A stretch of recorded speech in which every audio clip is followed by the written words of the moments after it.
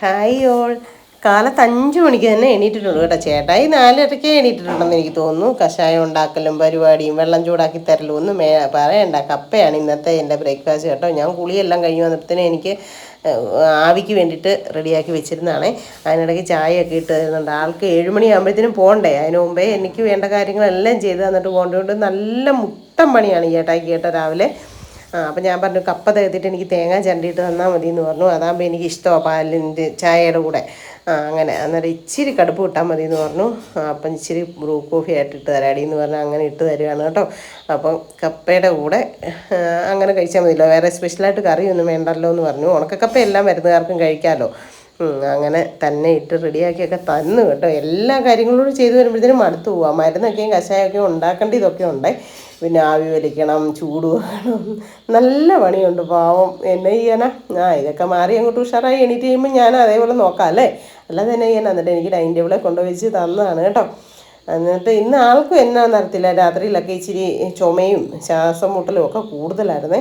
എന്നിട്ട് ഇന്നെന്നാൽ കടയിൽ പോകണ്ടെന്നൊക്കെ പറഞ്ഞു. അയ്യോ കടയിൽ പോയിരിക്കാൻ പറ്റത്തില്ലടി എന്നൊക്കെ പറഞ്ഞ് എന്നെ സെറ്റാക്കി റെഡിയാക്കി കൊണ്ടുവന്ന് റൂമിൽ എനിക്ക് മരുന്നൊക്കെ പുറത്ത് ഒട്ടിക്കാനുണ്ട് നട്ടിലിൻ്റെ അവിടെ നടുവിനെ.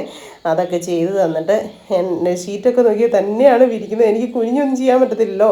എനിക്ക് പാവവും തോന്നും കേട്ടോ എല്ലാം ചെയ്യുന്ന കാണുമ്പോൾ. എന്നെ ചെയ്യാനാ. കുറച്ച് ദിവസം നമുക്കിങ്ങനെ അങ്ങ് പോകാം. ഈ ഒരു 21 ദിവസമൊക്കെയാണ്, കുഴപ്പമില്ല അല്ലേ. അപ്പം നന്നായിട്ട് റെസ്റ്റ് എടുത്താലല്ലേ മാറത്തുള്ളൂ. അപ്പോൾ സമയം 7 മണി ആകാറായിട്ടുണ്ടേ. അന്നേരം എന്നെ പുതപ്പിച്ച് വർക്കൊക്കെ കിടത്തിയിട്ട് പോവാണ് കേട്ടോ. അപ്പോൾ പൊക്കോ ഞാൻ കഥ അടച്ചോളാം എന്നൊക്കെ പറയുന്നുണ്ട്. അടച്ചോ ഒന്നും എന്നിട്ട് ഞാൻ പൊക്കോ എന്നൊക്കെ പറയുന്നുണ്ട്. ടാറ്റായും ഒക്കെ കൊടുത്ത് വിടുന്നതാണ്. പക്ഷേ കുറച്ച് കഴിഞ്ഞപ്പോഴത്തേനും ആൾ തിരിച്ചു വന്നു കേട്ടോ. എന്നാന്ന് ചോദിച്ചാൽ ഗ്യാസ് കയറി ഭയങ്കര അവശതയായി, ക്ഷീണമായി. പിന്നെ ആൾ ഇങ്ങോട്ട് തിരിച്ചു വന്ന് കുറച്ച് സമയം റെസ്റ്റൊക്കെ എടുത്ത് കഴിഞ്ഞപ്പോൾ പൈനാപ്പിൾ ഇരിപ്പുണ്ടായിരുന്നു. അത് ചെത്തി ജ്യൂസൊക്കെ ആക്കുകയാണ് കേട്ടോ. അപ്പോൾ കുമാരി ചേച്ചിയും കൂടെ വന്നിട്ടുണ്ട്. കുമാരി ചേച്ചിയാണെന്ന് തോന്നുന്നു വീഡിയോ എടുത്ത് കൊടുക്കുന്ന ആൾ കേട്ടോ.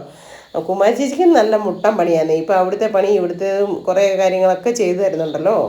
എന്നാ പറയാനാ, പ്രായവും ഇല്ലേ, വയ്യാഴികെ. പിന്നെ ചേട്ടായും കുമാരി ചേച്ചിയും കൊണ്ട് ജ്യൂസൊക്കെ അടിച്ചിട്ട് എന്നെ വിളിച്ച് എണീറ്റ് വായോ ജ്യൂസ് കുടിക്കാമെന്ന് പറഞ്ഞു. അപ്പോൾ ഞാൻ എണീറ്റ് വന്നിട്ടുണ്ട്. ഞാൻ വന്നിട്ട് അതിൻ്റെ ഉള്ളോടെ ഇരിപ്പുണ്ട് കേട്ടോ. ഉടനെ ചേട്ടായി എടുത്തുകൊണ്ടൊക്കെ തരുവാണേ. എന്തോ പുതിനയിലൊക്കെ ഇട്ട് അടിച്ച് സെറ്റാണോ നോക്കൂ കുമാരി ചേച്ചി എന്നൊക്കെ ഞാൻ പറയുന്നുണ്ട്. സുനി അടിച്ചല്ലേ, അവന്ന് അടിച്ചാൽ നന്നായിട്ടായിരിക്കും എന്നൊക്കെ പറയുന്നുണ്ട്. അതങ്ങനെയാണല്ലോ, ആങ്ങളെയും പെങ്ങളും എന്ന് പറയുമ്പോൾ ഒരു പ്രത്യേക ബന്ധം തന്നെയല്ലേ അല്ലേ. ഒരമ്മയുടെ വയറ്റിൽ നിന്ന് വരുന്ന മക്കളുടെ സ്നേഹം മോണക്ക് വേറെ എന്തെങ്കിലും വരുമോ? ഒരിതും വരികയല്ല. ബാക്കിയൊക്കെ എന്തെങ്കിലുമൊക്കെ ഉണ്ടെങ്കിൽ കാണിക്കുന്നത് ചുമ്മാ പ്രഹസനം എന്നേ പറയാൻ പറ്റത്തുള്ളൂ. ഒരമ്മയുടെ വയറ്റിൽ നിന്ന് വന്ന മക്കൾ അത് അങ്ങനെ തന്നെയാണ് അല്ലേ, എത്രയൊക്കെയാണെന്ന് പറഞ്ഞാലും അത് ഉറപ്പായ കാര്യം തന്നെയാണ്. എന്തായാലും ഇവരുടെ സ്വരുമയെ കാണുമ്പോൾ എനിക്ക് സന്തോഷമാണ് കേട്ടോ ഭയങ്കര.